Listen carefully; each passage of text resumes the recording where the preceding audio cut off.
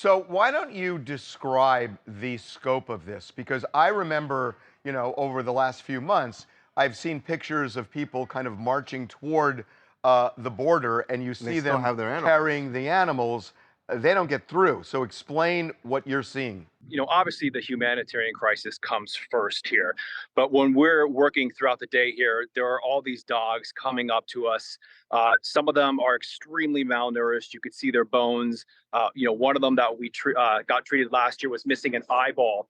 And so Hmm. I'm one of those people. It's hard to kind of just go back to the creature comforts of our hotel here, knowing that these dogs are left at the border. They need medical care. They need food. They need attention. Last year, I put out a tweet saying, "Hey, does anybody want to come and rescue some of these dogs? I would love to take some of these dogs home, but I personally just travel too much."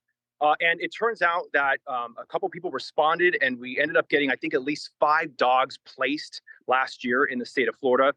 And then last year, my producer and I, we ended up wrangling 2 of these dogs, putting them in the back of our work SUV at the end of the day, and brought them over to a vet. And the vet graciously gave some of those dogs care pro bono. And, we're not quite sure exactly where they come from. We see some of them dipping across from Mexico into the United States. We are told, by agencies here that migrants do arrive with their dogs and they are not allowed to bring them into processing. So we assume that some of these dogs absolutely are, left behind by migrants. I've got to imagine that it helps your mental health.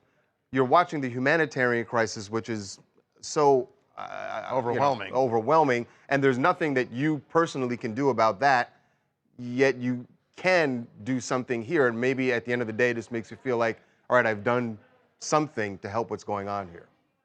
I wouldn't disagree with that. And I'll tell you what, the National Guard, who's right behind me right now, they do a great job giving these dogs water, taking care of them, giving them shade. A lot of the dogs sit under their trucks. And so I think the dogs also bring comfort and some friendship to these guardsmen who are down here around the clock.